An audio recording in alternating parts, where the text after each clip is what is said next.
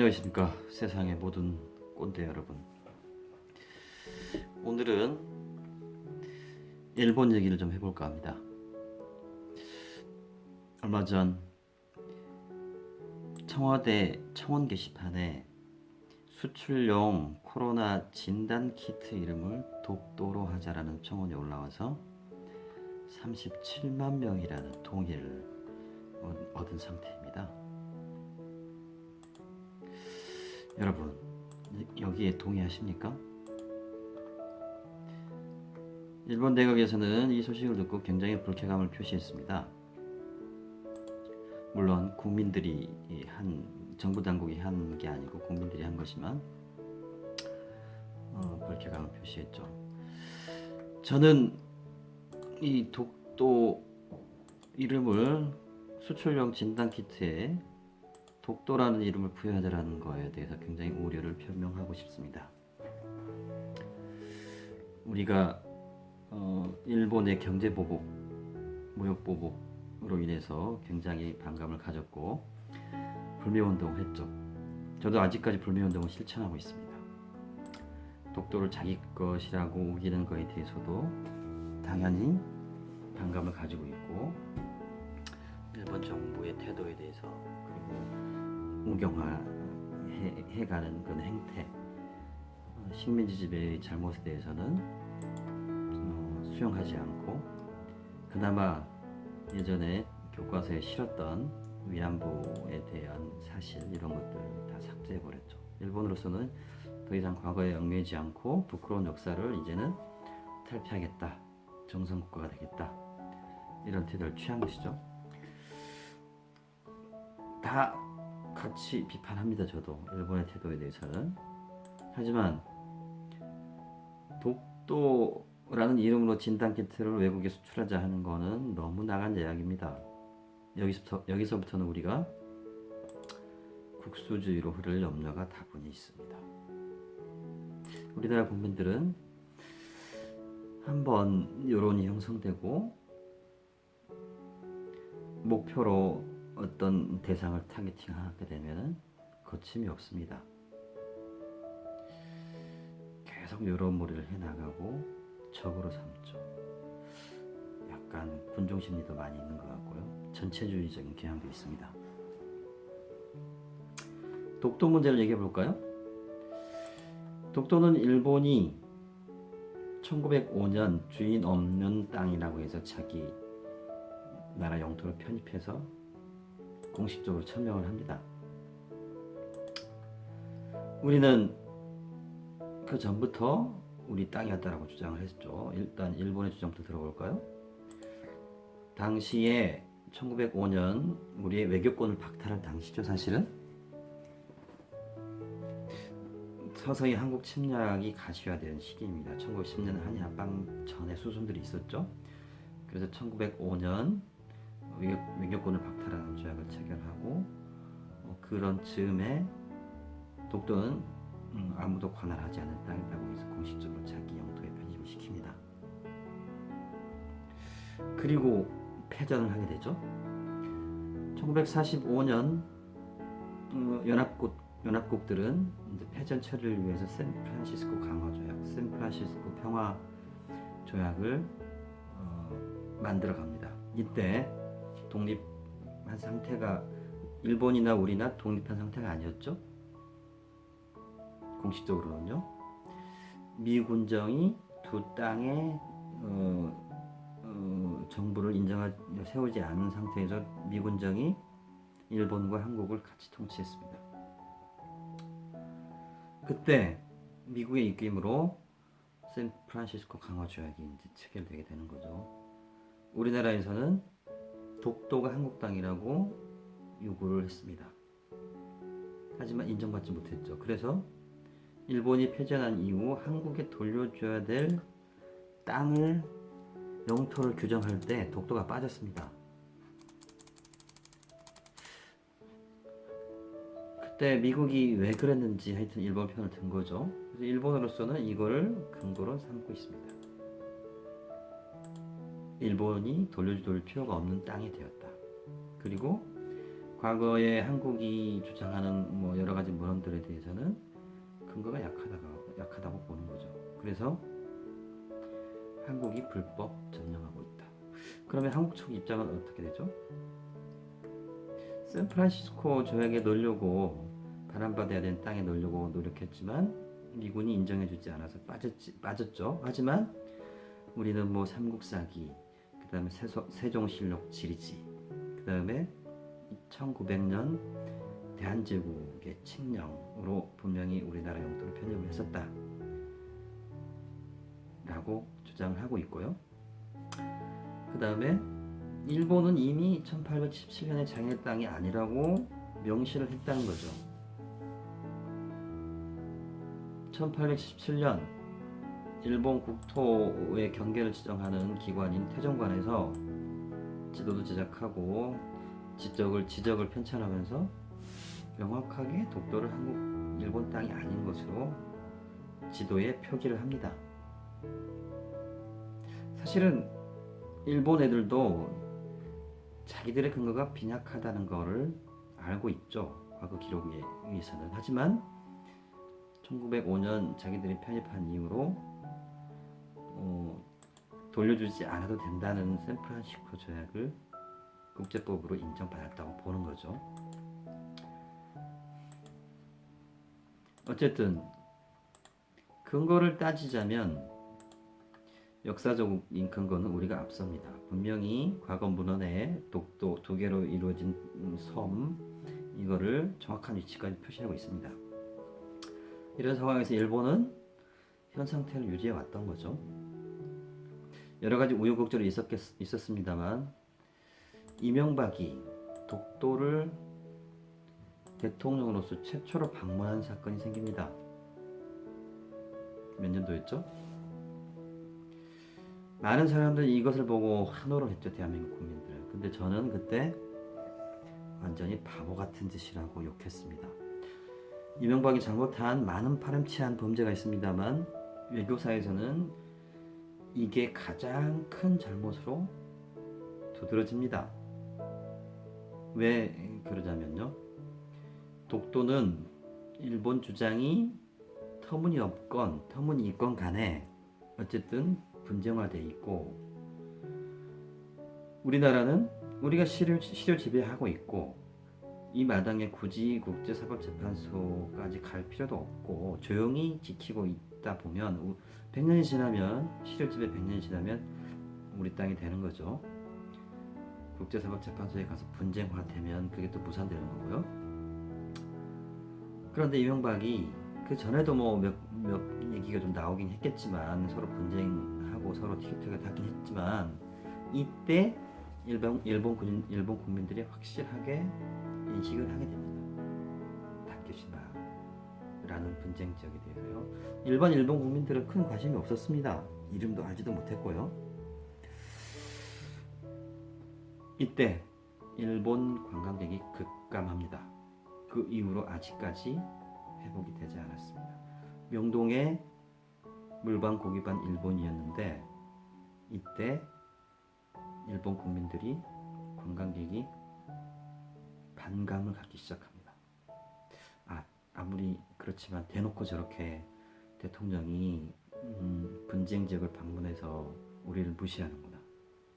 그리고 한류도 바로 거의 퇴출됩니다. 그 당시에. 그 이후로 한류가 회복하기까지 몇 년이 걸렸죠. 이거는 그때 이명박이 뭐 친일파다 이러면서 또 여러 가지 욕을 먹고 있었던 시기였습니다. 이걸 개인적인 인기를 만회하기 위한 방법이었습니다. 원래 이명박은 일본하고 굉장히 가까웠고 굉장히 친하게 지내려고 했었습니다. 그때도 대법원의 판결이 이명박을 총동질하게 되죠. 대법원의 판결이 위안부 문제에 있어서 국가가 이거를 적극적으로 옹호하고 피해자들의 어떤 그 손해배상에 대해서 나서지 않는 것은 위헌이라고 대법원이 아니죠. 헌법재판소에서 판결이 납니다. 그러니까 일본 수상에게 헌법재판소에서 위헌이라고 판결이 났으니까 얘기를 해야죠. 위안부 문제에 대해서 해결하자 했더니 얘기를 했지만 이런 지하에 거절을 당하죠. 그래서 빡친 이명박이 그 다음에 또 국민들한테 질타를 받지 않기 위해서 독도를 방문하면서 한 방 먹인 겁니다. 하지만 이거는 실익도 없고 반감만 자초하는 꼴이 되었죠. 물론 지금도 왜 우리 땅인데 못 가냐, 통쾌한 일이 아니냐, 당연히 갔어야 됐었다 이렇게 얘기를 하시는 분이 계시겠지만, 하지만 국가를 운영하는 지도자는 이러면 안 됐었습니다. 이러면서 양국의 국민들의 감정이 증폭되기 시작합니다. 원래 일본은 독도 문제를 그렇게 부각시키지도 않았습니다. 일본은 중국과 러시아와 분쟁 중인 영토가 훨씬 크고 원래 자기 나라 땅이 분명히 자기 나라 땅이었는데 2차 재전 이후에 슬그머니 러시아가 삼킨 저쪽에 섬들이 있습니다. 북방 영토죠. 이런 게 훨씬 큰 문제입니다. 그런 차원에서 한국과의 영토 분쟁도 물러서면 안 됐었고 굳이 대대적으로 이슈화시키지도 않았었습니다. 일반 국민들은 거의 몰랐어요. 신문에 나오더라도 그렇게 뭐 크게 이슈화될 될 것만큼 일본 언론들이 떠들지도 않았으니까요.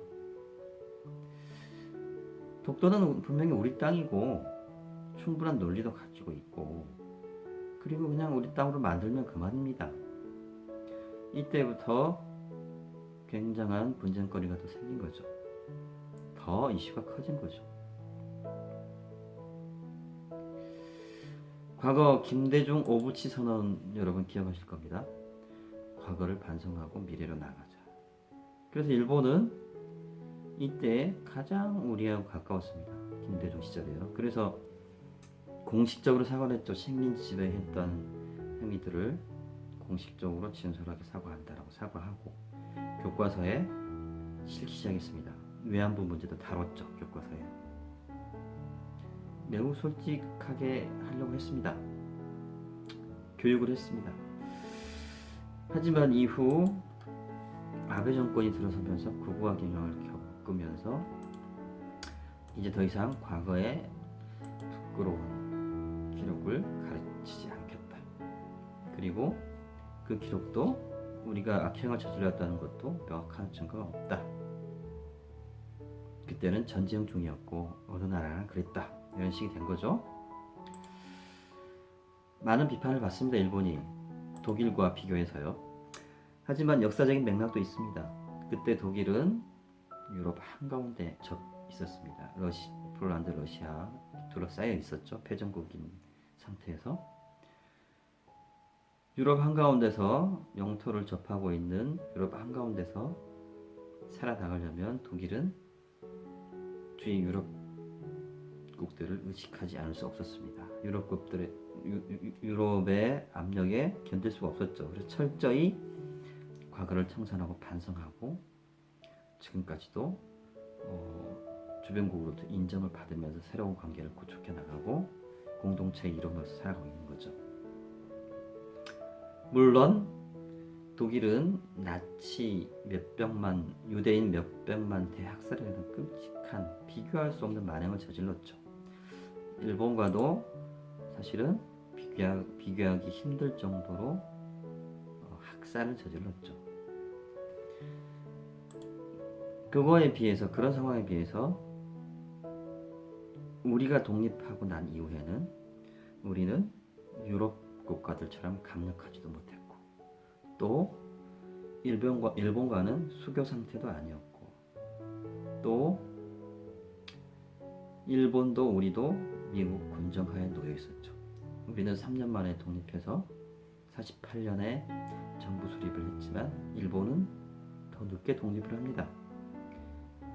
그리고 한국 전쟁을 치르고 60년 후반에 국교 정상화를 하기 전까지 일본과 우리는 국교가 없는 상태로 이 문제에 대해서 오랫동안 언급하지 않았죠. 한일협정 때도 박정희는 경제개발이 우선이었습니다. 5억 달러의 원조와 추가로 3억 달러의 무상 원조와 추가로 또 5억 달러의 어떤 차관 또 민간 협력 기금을 끌어모으기 위해서 독도 문제뿐만 아니라 과거사에 대해서도 얼버무리고 넘어갔던 거죠. 위안부 문제도 징용공 문제도 언급되지 않았습니다. 다만 민간의 손해배상은 더 이상 거론하지 않겠다라는 문제로 넘어간 거죠. 이게 우리가 민주화되고 공약이 신장된 이후에 피해자들이 배상을 들고 나왔을 때 일본 법정에 바로 가로막힌 국가 간의 협정이 된 거죠. 자, 일단 징용공 문제를 한번 볼까요? 무역보복의 단초가 되었던 징용공 문제죠. 이건 또 우리가 먼저 적극적으로 제기한 건 아닙니다. 일본 시민단체가 징용공들의 명단을 확보합니다. 은퇴한 일본인 역사교사가 그 명단을 가지고 한국인 피해자들 찾아냅니다. 그래서 소송을 하자고 부추기죠. 그래서 일본 법정에 그때 강제 노동에 끌려왔던 한국인들이 패전의 임금을 받지 못하고 귀국했기 때문에 보상을 하라고 일본 법정에 소송을 제기했는데 결국은 최종 기각됩니다. 그리고 나서 어떻게 했을까요? 다시 그 일본 시민단체와 우리나라 피해자들은 한국 법정으로 들고 옵니다. 그래서 1심에서 패소, 한일협정을 근거로요. 2심에서도 패소하고 대법원까지 올라갑니다. 그런데 말이죠. 그때 박근혜 정권이었는데 대법원에서 의외의 결정을 내립니다. 일본은 배상할 책임이 있다. 한일협정은 국가 간 협정이고 개인 차원에서는 소송을 할 수 있고 또 여기에 대한 피해 구조도 받을 수 있다. 그래서 다시 재판하라고 돌려보냅니다. 그러니까 2심 재판부는 어떻게 하겠습니까? 대법원의 명령에 따라야죠. 그래서 일본 기업에게 1인당 얼마씩 몇 억씩 배상을 하라라고 다시 판결을 내서 대법원에 올립니다. 그런데 이때 박근혜 정부가 행동을 취합니다.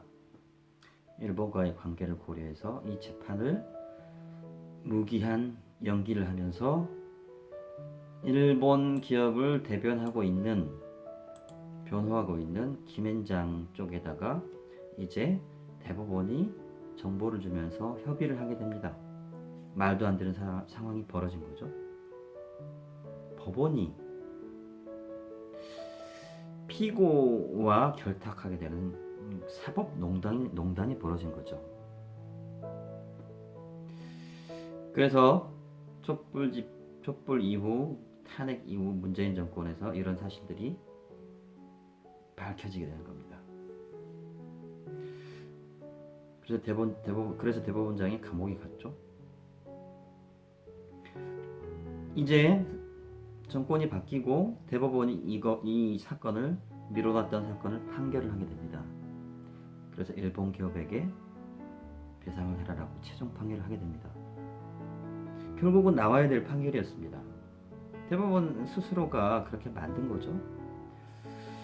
피해자들에게 패소 판결을 내렸던 2심을 다시 판결하라고 해서 다시 돌아왔는데 그 판결을 또 미루고 있었던 거니까요. 일본에서는 이걸 오해를 합니다. 문재인 정권이 뒤에서 조종했다. 그래서 결국 무역 보복을 하죠. 수출을 어렵게 하는 조치를 취하죠. 반도체 관련 부품들 수출을 어렵게 하겠다. 우리는 굉장히 업셋했죠. 우리나라의 핵심 산업을 건드린 꼴이니까요. 저도 업셋했죠. 그래서 불매운동에 동참했습니다. 전 국민의 불매운동에 동참했습니다. 우리는 또 지소미아를 종료했죠. 악화 일로를 걸었죠. 양국의 국민 감정이 폭발했습니다. 문재인 정부는 이런 걸 원치도 않았습니다. 대법원을 조정하지도 않았고요. 문재인 스스로는 반일주의자도 아닙니다. 물론 위안부 합의는 위안부 피해자들이 전혀 의견을 묻지도 않았고 동의하지도 않았기 때문에 협정을 폐기하지는 않지만 그 일본이 준 돈에 대해서는 돌려주겠다. 그리고 수용할 수 없다라고 문재인 정권은 취할 수밖에 없었습니다. 또 야당 시절에 꾸준히 주장해왔던 주장이기도 하고요. 이거는 결코 수용할 수 없다고. 이 부분부터 시작해서 징용공 문제부터 강제징용 피해자 문제부터 시작해서 또 무역보복 지소미아까지 악화일로를 걸어왔던 것입니다. 그런데 말입니다. 수출용 코로나 진단키트 이름을 독도로 하자. 이거는 좀 심한 발상입니다.